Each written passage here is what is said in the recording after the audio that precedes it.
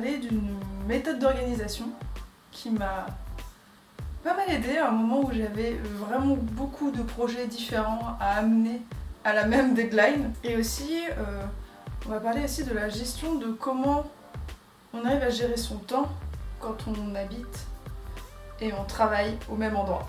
Donc on va commencer par la méthode d'organisation. En fait, je la tiens de mon coiffeur. Coucou Pierrot si tu passes par là, qui lui-même la tient du président de l'amicale de production. En gros, c'est une personne qui a beaucoup de choses à gérer et qui manifestement a mis ça en place. Et au fur et à mesure, ça s'est vulgarisé au fur et à mesure des gens qui l'utilisent pour devenir la méthode des enfants zombies. Voilà, donc en fait, en vrai, le vrai nom de cette méthode, ça s'appelle la gestion des flux. Mais clairement, je préfère le nom des enfants zombies. Je trouve que c'est quand même un peu plus ludique. Donc, comment ça marche? Imaginez-vous que tous les projets que vous devez amener à terme est symbolisé par un enfant zombie. Par exemple, si tu dois sortir une série d'illustrations, un enfant zombie. Si tu dois faire de la paperasse, un enfant zombie. Et ainsi de suite. Et en fait, le gros problème qu'on a quand on doit avancer plein de projets à la même deadline, c'est qu'on a tendance soit à se focaliser sur un seul, ça veut dire qu'on va essayer de les terminer les uns après les autres, ça veut dire qu'au lieu de tout avancer, on en termine un, puis un autre, et il s'avère qu'en plus on perd en qualité, on se décourage, et souvent le dernier projet en pâtit grandement et se retrouve à être bâclé. Et donc cette méthode, c'est de dire, si tu t'occupes que d'un seul enfant zombie, tous les autres vont venir te bouffer. En gros, imaginons, tu t'occupes de faire en mode rush que ta série d'illustrations. Donc tu t'occupes que d'un seul des enfants zombies, donc tu le cajoles, tu l'habilles, tu t'en occupes, et tous les autres enfants zombies te matent comme ça. Et se rapprochent, et finissent par te bouffer. Alors, clairement, c'est juste une symbolisation des deadlines, qui veut dire que la deadline, au bout d'un moment, va venir te bouffer la gueule et te mettre sacrément dans la merde, mais je trouve que c'est quand même vachement plus simple de le voir comme ça. Donc la seule manière de ne pas se faire bouffer par tes enfants zombies, c'est de s'en occuper à tour de rôle, et donc n'en laisser aucun de côté. Pendant un temps, j'avais des séries d'illustrations à faire, des planches pour un magazine, l'avancement de la bande dessinée, j'avais aussi 2 vidéos à sortir pour un client. Enfin, c'était quand même un très gros boulot. Et au lieu de par exemple me polariser que sur un seul et même projet, au sein d'une même journée, je passais sur l'intégralité des projets. En fait, on fait avancer l'intégralité des projets en même temps. Alors c'est une version très simplifiée en fait, manifestement, de ce que me racontait Pierrot de la gestion des flux. C'est genre une toute petite partie de l'organisation. Mais moi, il a juste suffi de visualiser ces enfants zombies pour me faire comprendre qu'il valait mieux tout avancer d'un coup plutôt que d'avancer projet par projet.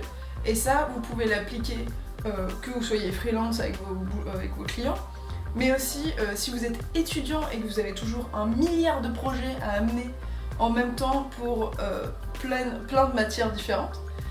Ça peut être aussi pour, je sais pas, la vie de tous les jours. Et vraiment, ça permet de ne pas être noyé. Maintenant, il y a un autre problème quand on est freelance, c'est gérer le fait d'être au même endroit pour vivre et travailler.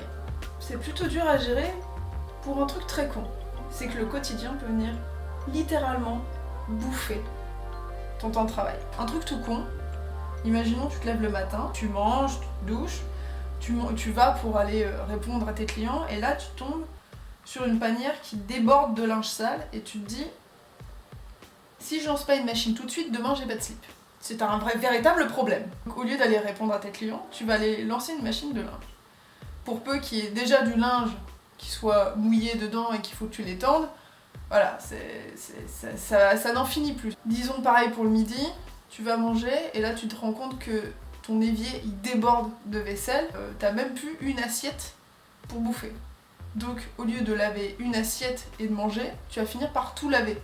Et c'est que des trucs comme ça, c'est-à-dire que c'est hyper insidieux. Tu passes devant, tu dis ah ça prend 2 secondes, et au final tu te retrouves 1h30 après, t'es toujours pas revenu devant ton bureau, et t'es en train de faire des tâches ménagères pour lesquelles comme c'est étonnant, tu n'es pas payé. Et ça te fait croire à toi, comme aux autres, que ça fait partie de ton travail, de faire ces tâches. Le truc devient encore plus casse-gueule quand tu vis avec quelqu'un qui est, lui, salarié. Donc on va prendre un cas pratique tout con. Moi, mon compagnon est salarié. Il part à 8h, il revient à 19h. De 8h à 19h, il est entièrement à son travail ou, quand il a des pauses, à son temps de pause, son temps de repos. Exemple tiré de ma vie, un jour mon compagnon est rentré, s'est rendu compte que niveau linge, c'était un peu la merde, et m'a dit tout simplement « Mais putain, mais pourquoi t'as pas lancé une machine, ça fait chier, on n'a plus de slip propre. » Bah non, en fait. T'en as lancé toi des machines sur ton temps de travail? En fait le problème il est là, c'est que ça devient induit que vu que je suis à la maison, je dois m'occuper de ça. Parce que tu vois, ça te prend 2 secondes. Bah ouais, 2 secondes plus 2 secondes plus 2 secondes, ça devient 3 heures où tu bosses pas en fait. Et ça peut créer un véritable problème, ça veut dire que ça engendre de la culpabilité, des tâches en plus, et tu te retrouves avec un point supplémentaire que clairement tu n'as pas demandé. Après je parle même pas de l'extérieur du couple, c'est-à-dire que beaucoup de gens pensent que freelance c'est juste un terme un peu plus glamour pour femme au foyer. On m'a déjà sorti que ce serait pas un problème d'avoir des enfants parce que vu que je suis quand même à la maison, je pourrais m'occuper de l'enfant en même temps que travailler. Ça c'est quand même nier que être parent c'est un boulot à plein temps, hein et que c'est pas sur les 3 heures de sieste que le gamin va faire que je vais pouvoir répondre à mes clients. Alors c'est tout simple, moi maintenant, de 8h à 19h, je ne fais pas de tâches ménage. Le linge déborde, c'est pas grave, je lancerai une machine à 19h. La vaisselle déborde, ça attendra 19h. Le temps de travail n'est là que pour le travail. Je vais pas commencer à m'encombrer l'esprit avec des tâches ménagères alors que j'ai déjà l'esprit encombré par mes propres travaux à côté.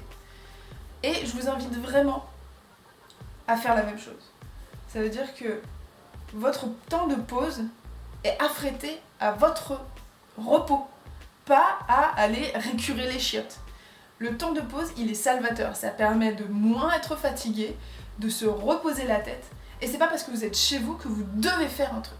Et surtout, ne laissez personne vous faire croire que votre temps de repos doit être affrété à faire une tâche ménagère, sinon vous êtes une feignasse. Donc voilà, ça c'est un de mes gros conseils pour survivre en tant que freelance. C'est plus que mettre une barrière entre le travail et le quotidien, c'est de mettre un rempart en segmentant bien travail et quotidien. Ça veut dire que de telle heure à telle heure, je suis au travail.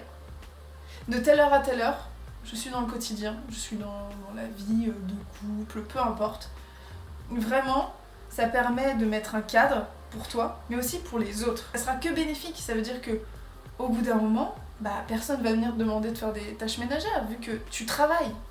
Et à force de faire des bras d'honneur, au bout d'un moment, les gens l'intègrent. Donc voilà, j'espère que ces 2 méthodes de gestion vous auraient été utiles, que ce soit en l'occurrence pour gérer ses projets et pour gérer sa vie générale de freelance. Et que cette vidéo vous aura plu. On se dit à bientôt dans une prochaine vidéo. Allez, salut!